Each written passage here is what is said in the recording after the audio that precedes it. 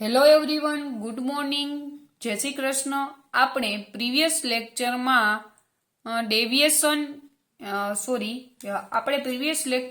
Deviation in labours-Beers લો વિશે study કરેલું હતું. તેમાં આપણે બે ટાઈપના ડેવિએશન જોયેલા હતા, positive deviation and negative deviation.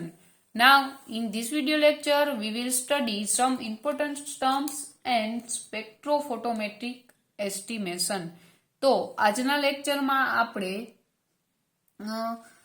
થોડીક ડેફિનેશન જોશું અને સ્પેક્ટ્રોફોટોમેટ્રિક એસ્ટિમેશન શું છે તેના વિશે સ્ટડી કરશું. તો ફર્સ્ટ ડેફિનેશન, ટ્રાન્સમિટન્સ. તો ટ્રાન્સમિટન્સ એટલે શું થશે?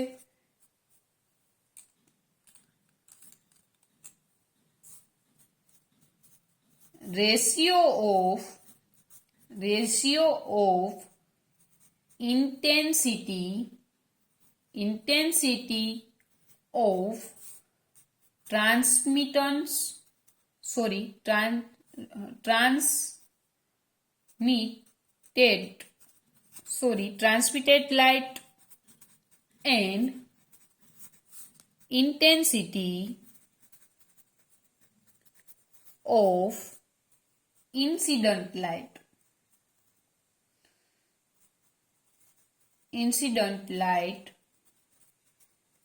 is called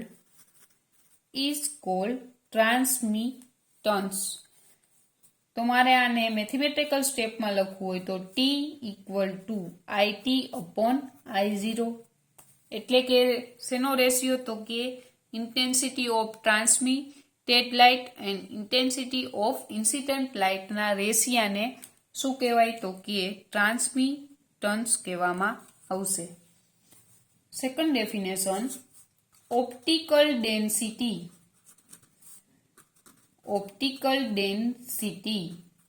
OD અથવા તો એબ્સોર્બન્સ A. તો ઓપ્ટિકલ ડેન્સિટી અથવા તો એબ્સોર્બન્સ A એટલે શું થશે? લોગેરિધમ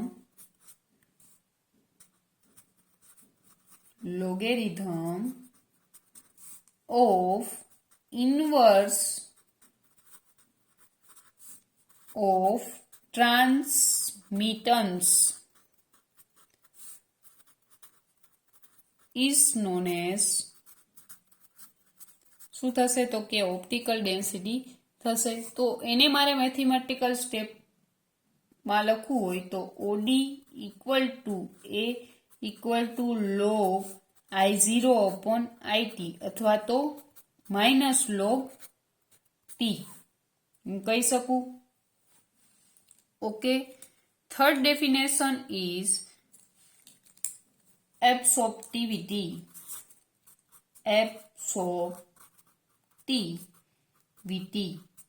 તો એને હું ઝાઈ વડે સિમ્બોલાઇઝ કરી શકું. તો એકોર્ડિંગ ટુ લેબર્સ-બિયર્સ લો આપણે કંઈક આવું ઇક્વેશન જોયેલું, log I0 upon IT equal to K 2.303 TC, જ્યાં K upon 2.303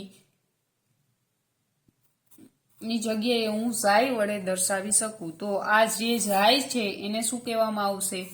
એબ્સોર્પ્ટિવિટી કહેવામાં આવશે. તો મને કાંઈક ઇક્વેશન આ રીતના પણ હું લખી શકું, log I0 upon IT equal to minus log T ઝાઈ TC. Okay. તો જે ઝાઈ છે એને શું કહેવાય? તો કે એને એબ્સોર્પ્ટિવિટી કહેવામાં આવશે. હવે A equal to ઝાઈ TC છે, તેમાં આ બંને છે એની વેલ્યુ જ્યારે 1 હોય તો તેને શું કહેવાશે? તો કે તેને મોલાર એબ્સોર્પ્ટિવિટી કહેવામાં આવશે. હવે આપણે જ્યારે ઓડી વર્સિસ લેમડાનો ગ્રાફ દોરશું, ઓડી વર્સિસ લેમડાનો ગ્રાફ દોરશું તો કંઈક આ રીતના મળશે. તો અહીં જે વેલ્યુ હશે તે કેવી હશે તો કે લેમડા મેક્સિમમ હશે. અને સેકન્ડ ગ્રાફ આપણે જો એબ્ઝોર્બન્સ અથવા તો optical density versus concentration C નો સોલ્યુશનની કોન્સન્ટ્રેશન સી નો ગ્રાફ દોરી તો આપણે આવી રીતના સ્ટ્રેટ મળશે. આ ખાલી તમારે ગ્રાફ યાદ રાખવાના થશે. બાકી આ જે ડેફિનેશન મેં તમને કીધી એ તમને 1 માર્કમાં પૂછાઈ શકે. હવે આપણે નેક્સ્ટ સ્પેક્ટ્રોફોટોમેટ્રિક એસ્ટિમેશન શું છે તેના વિશે આપણે સ્ટડી કરીએ.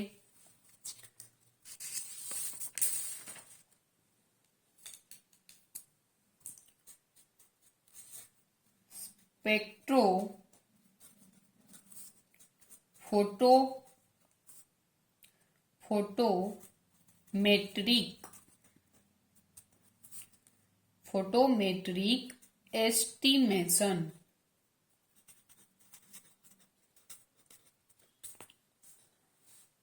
તો પહેલા આપણે આમાં ફોટોમેટ્રિક ટાઇટ્રેશન શું છે તે જોઈએ.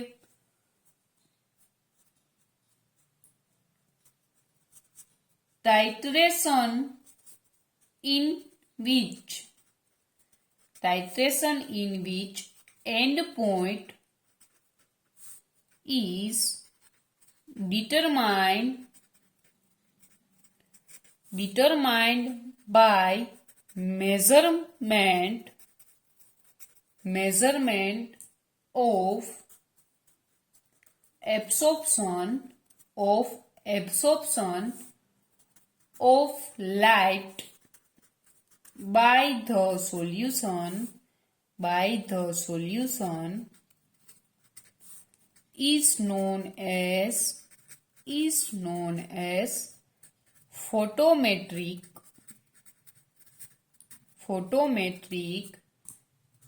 titration.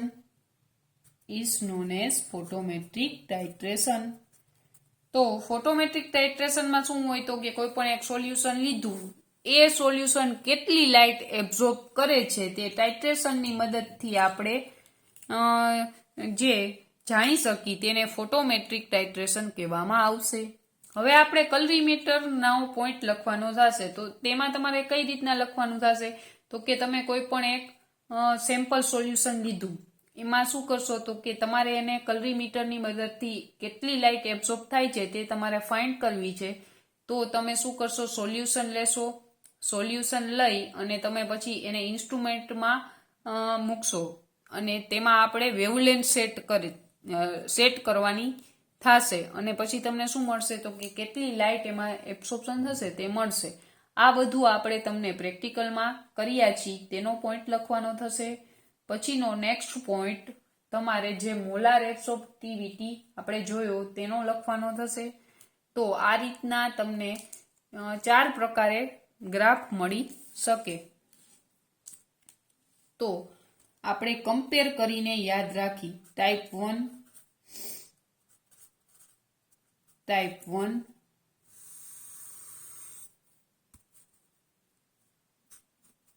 Type 2,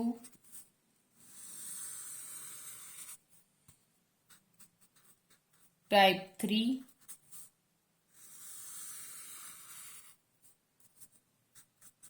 and type 4. તો જ્યારે deficiency of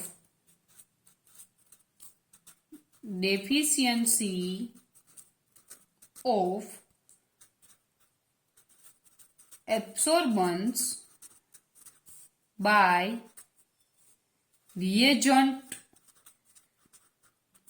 and product, ત્યારે આપણે કેવો ગ્રાફ મળશે તે આપણે જોશું.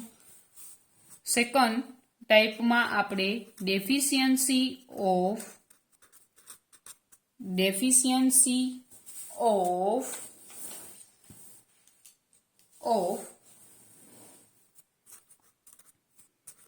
reactant and product. Third, deficiency of reactant and reagent. Fourth, deficiency of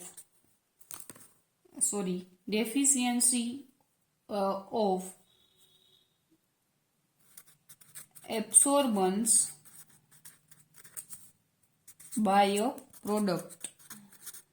તો આ ચાર પ્રકારના ટાઈપ મળશે. એની બધે શું આવશે તો કે લખતા ભૂલાઈ ગયું, એબ્સોર્બન્સ. અહીંયા શું આવશે? Deficiency of absorbance deficiency of absorbance, reactant અને રિએજન્ટ વિશે આવશે. તો આપણે ચાર ટાઈપના કરવું મળી શકે. તો હવે પહેલા તો આપણે બધામાં એમ જોઈ લઈ કે કોણ છે ઈ એબ્સોર્બ લાઇટ કરશે, કોણ છે ઈ નોન એબ્સોર્બિંગ પ્રોપર્ટી ધરાવશે, કોણ કલર વાળું હશે અને કોણ કલર લેસ હશે. તો જ્યારે તમારે આ ક્વેશ્ચનમાં શું લખવાનું થાય તો કે તમારે આ ક્વેશ્ચનમાં એક તો તમને ગ્રાફનો શેપ યાદ હોવો જોઈએ. ઈ હું હમણાં તમને દોરી દઈશ. ઈ પહેલા આપણે શું જોઈએ તો કે કોણ કલર વાળું છે અને કોણ કલર વગરનું, એટલે કે કલરલેસ છે. Colour compound and colourless compound, absorbing property and non absorbing property, આટલી તમને ખબર હોય અને પછી તમારે ગ્રાફના શેપ પ્રમાણે એક્સપ્લેનેશન આપવાનું થશે. અને હું આજે આ લેક્ચર તમે એટેન્ડ કરો પછી ગ્રુપમાં પણ તમને 2 પેજ ફોટો મોકલીશ, જે તમારે કમ્પેર કરીને મેં મારી લેંગ્વેજમાં લખેલું છે, પણ તમે તમારી ભાષામાં તમારે અહીં જે હું 2 પોઈન્ટ સમજાવું તે તમારે લખવાના છે અને ગ્રાફનું એક્સપ્લેનેશન લખવાનું થશે. ઓકે. જ્યારે રિએજન્ટ અને પ્રોડક્ટ હશે એ કેવા હશે તો કે ડેફિશિયન્સી હશે. જ્યારે રિએજન્ટ અને પ્રોડક્ટની ડેફિશિયન્સી હશે ત્યારે શું થશે તે આપણે જોઈએ. તો ફર્સ્ટ પોઈન્ટમાં આપણે એમ લખવાનું થશે કે અહીં રિએજન્ટ અને પ્રોડક્ટ આ બંનેની વાત કરેલી છે. અહીં શેની ડેફિશિયન્સી છે એ લખી લઈએ, રિએક્ટન્ટ અને પ્રોડક્ટની. હવે અહીં શેની ડેફિશિયન્સી છે તો કે રિએક્ટન્ટ અને રિએજન્ટની. અને અહીં શેની ડેફિશિયન્સી છે તો કે પ્રોડક્ટની. તો જે ડેફિશિયન્સી વાળું હશે તે કઈ પ્રોપર્ટી ધરાવતું હશે તો કે આ બધા જ નોન એબ્સોર્બિંગ પ્રોપર્ટી.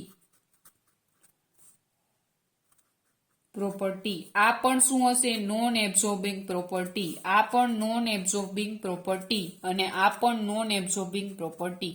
હવે અહીં રિએજન્ટ અને પ્રોડક્ટની વાત કરેલી, શેની? રિએજન્ટ અને પ્રોડક્ટની ડેફિશિયન્સી છે. તો બાકી શું વધ્યું? કોઈ પણ રિએક્શન હોય એમાં શું હોય તો કે આ બંને હોય એને રિએક્ટન્ટ કહેવાય. અહીંયા જે વાપરી ઈ રિએજન્ટ અને પ્રોડક્ટ મળે. તો અહીં આપણે રિએક્ટન્ટ અને પ્રોડક્ટની વાત કરી. તો ત્રીજું શું વધ્યું તો કે રિએક્ટન્ટ વધ્યું ને. તે શું હશે તો કે ઈ છે ઈ એબ્સોર્બ રેડિયેશન કરશે. ઓકે. એબ્સોર્બ રેડિયેશન કરશે. અહીં કોણ એબ્સોર્બ કરશે તો કે રિએક્ટન્ટ અને પ્રોડક્ટ સિવાયનું શું વધ્યું તો કે રિએજન્ટ જે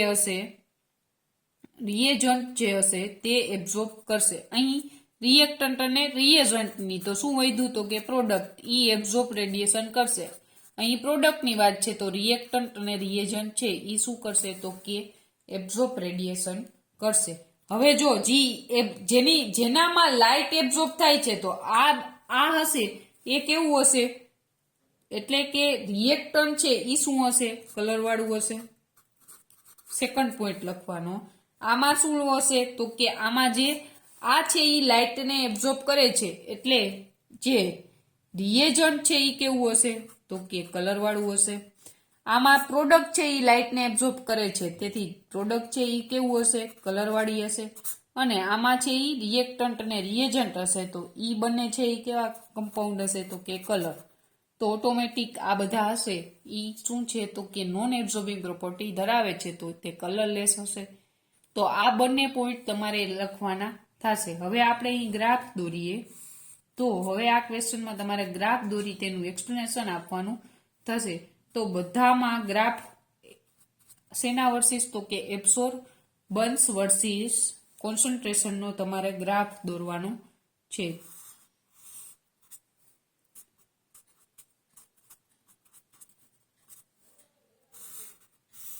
ઓકે, એબ્સોર્પ્શન વર્સિસ કોન્સન્ટ્રેશનનો આપણે ગ્રાફ દોરવાનો થશે. તો આ બંને ગ્રાફ, આ ચારે ચાર ગ્રાફના શેપ તમારે યાદ રાખવાના થશે અને તમારે એક્સપ્લેનેશનમાં લખવાનું કે ભાઈ આ એડ કર્યું અને આ રીતના ચેન્જ થયું.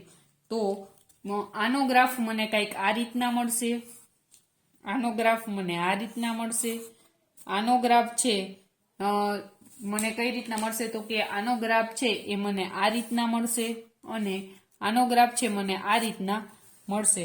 હવે અહીં તમારે કલર વાળું કમ્પાઉન્ડ કે કલર રેસ અને એન્ડ પોઈન્ટ તમારે લખવાના થશે. તો અહીં આનો એન્ડ પોઈન્ટ મને આ રીતના મળશે, આનો એન્ડ પોઈન્ટ મારે જોતો હોય તો મને આ રીતના મળશે, આનો મારે એન્ડ પોઈન્ટ જોતો હોય તો મને આ રીતના મળશે, ને આનો મારે એન્ડ પોઈન્ટ જોતો હોય તો મને આ રીતના મળશે. ઓકે, તો આ થઈ એન્ડ પોઈન્ટની વાત. તો અહીં તમે જે રીતના રિએજન્ટ નાખો છો, જે રીતના એડિશન કરો છો તે તમારે ગ્રાફમાં દર્શાવવાનું થશે. તો બધા મને એસાઇનમેન્ટમાં ગ્રાફનું એક્સપ્લેનેશન લખીને સેન્ડ કરજો અને હું મારી રીતના જે મેં લખેલું છે તે પેજ, કમ્પેર વાળું પેજ વોટ્સએપમાં તમને મોકલીશ. ઓકે, તો અહીં આપણે આ ચેપ્ટર કમ્પ્લીટ કરેલ છે. હવે પછીના નેક્સ્ટ લેક્ચરમાં આપણે કોમ્પ્લેક્સોમેટ્રી ટાઇટ્રેશન વિશે સ્ટડી કરશું. Thank you.